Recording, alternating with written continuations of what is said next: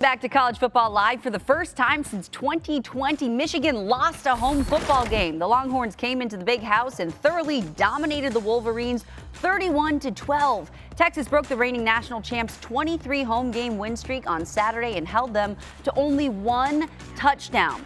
So let's take a look at this week's college football rankings brought to you by Goodyear. Texas, one of 6 SEC schools in the top 7 in the AP poll. There have been over 1,200 polls released, and before this week, no conference even had 5 of the top 7 teams. Notre Dame falls from 5th to 18th, and the largest drop in this week's AP poll. Here's Coach Sark providing a stern warning to this team to avoid the hype. I think one is we try to hold ourselves to our standard. You know, we have a saying around here, the standard is a standard. And a jersey, a helmet, a stadium doesn't dictate how we prepare. You know, we dictate how we prepare. I think that's the first part. But the second part is human nature is human nature. And so what did I do this morning? I walked them through the Notre Dame scenario of them going into College Station a week ago and winning that game and being anointed top 5 team and in the college football playoff and a week later losing to Northern Illinois. And so I showed that clip of the field goal, and I showed the clip of Northern Illinois storming the field this morning as a good reminder that we are entitled to nothing. You know, we're capable of anything. We've got a really good team, but we're entitled to nothing, and we're going to earn everything we get, and we're going to have to earn the victory here Saturday night. You got to earn it, especially with the 12-team playoff. Pete, what did we learn from this game?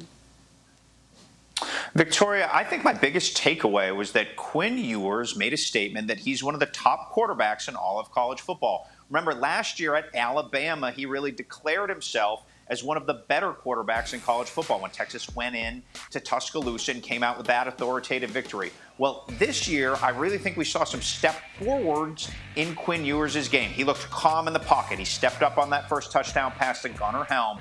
And he really, Victoria, to me, looked like a guy who's in the conversation for QB1 in the NFL draft and also for the Heisman Trophy. Now, Sam, where will the Longhorns' biggest test be? Texas' biggest test is going to be the last game of the season when they go to Kyle Field and play A&M, a game in which they haven't played in over a decade. Why do I say that? You're saying, man, they play Oklahoma, they play Georgia.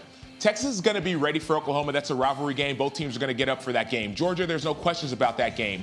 But if A&M ends up having not as great of a season as you would expect, and all of a sudden Texas does, towards the end of the season, start reading those newspaper clippings, you may go into Kyle Field and get a result that you don't expect. See, that's another rivalry game that, just like the Texas OU game, that exists. And so it's a game where both teams are going to step up and be ready. So I think the biggest test for Texas is going to be end of the season when they play Texas A&M.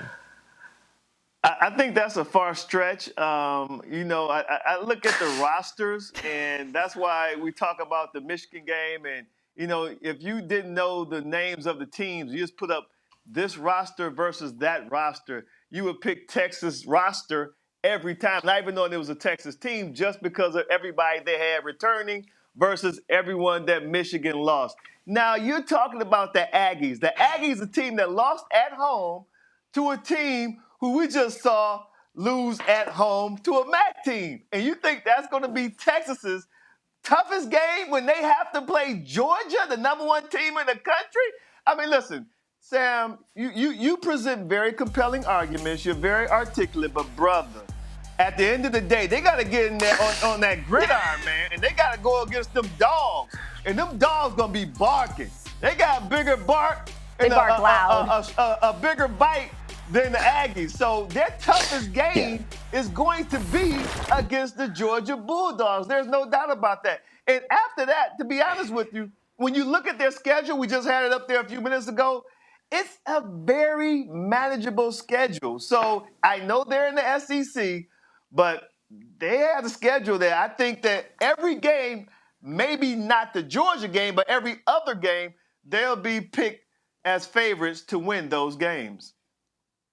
And that's why it's such a hard both test. Sam and Desmond have mentioned them reading their press clippings. Guys, they at least are reading Instagram comments and not press clippings anymore. You can't right? avoid it. Like, we got to be modern here. I would say that Texas's biggest opponent is going to be Texas. That is a program that has struggled with success. If you look at the launches and then failures to launch under Charlie Strong, launches and failures to launch under Tom Herman, Texas has been Texas's own worst enemy, and that's why Sark had the Notre Dame comment.